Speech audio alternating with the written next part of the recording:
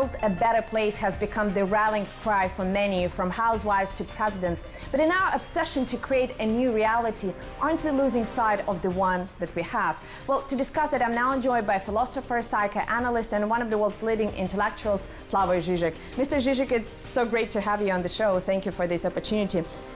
It's a great pleasure. I would actually like to start with love. I know that in many of your public speeches, you lament the fact that people have stopped falling in love, that love is becoming more rational and devoid of the intensity of human emotion.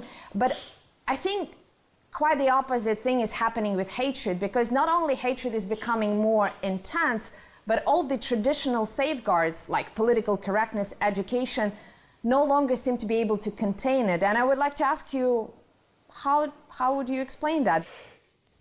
I think my basic answer is a very simple one, that precisely these protective measures that you mentioned, politically correct rules and so on, they don't work. They, in a way, ossify, fix hate. Hate remains there. You have just to look when somebody with politically correct attitudes attacks you.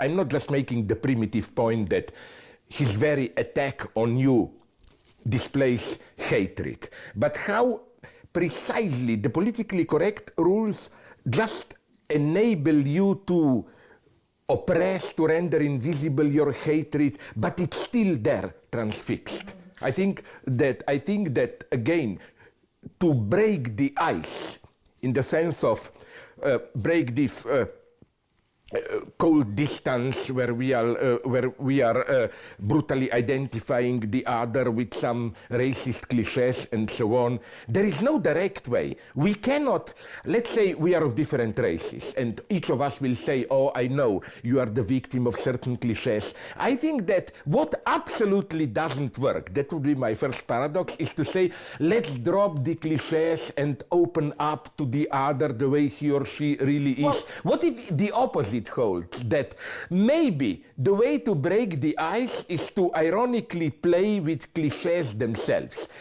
When I talk with people from other nations, what we enjoy so much is to, in a mocking way, adopt the racist cliche and make fun of it. Well, I think sometimes I get a feeling that in the modern day geopolitics, we are taking this play with the cliches perhaps too far. And what I mean by that is that in the current geopolitical discourse, it is more and more framed in these Manichaean terms. I mean, it is as if everybody is reading, Lord of the Rings, and here's the good side, here's the bad side. And that's a very natural thing for humans to do, but at the same time, it's very primitive. I mean, it cuts your ability for analysis and self-reflection. And I would like to ask you the question, whether you believe that's just an oversimplification that is inherent in our cognitive ability, or do you believe that it is serving a specific agenda, to divide the world into good and bad sides?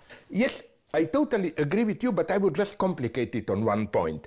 Isn't it the paradox that precisely those who claim, like in the so-called permissive West, life is complex, it's fashionable to say today that we are against binary logic and so on, at a higher level, they treat others precisely according to this binary law, like we are complex, open, others are simplified. Absolutely, I agree with that totally, but do you think that's a conscious, deliberate drive to, think of yourself as very sophisticated and of the other as very primitive? It doesn't matter for me if it's conscious or not, I think. But it's important for the setup. Which is false, deeply false in what we call this liberal, permissive culture and so on and so on. The way they treat the others, there you can see clearly what is false. I really appreciate you being on the show. And to our viewers, please share your thoughts, concerns on our Twitter, Facebook and YouTube pages. And I hope to see you again, same place, same time.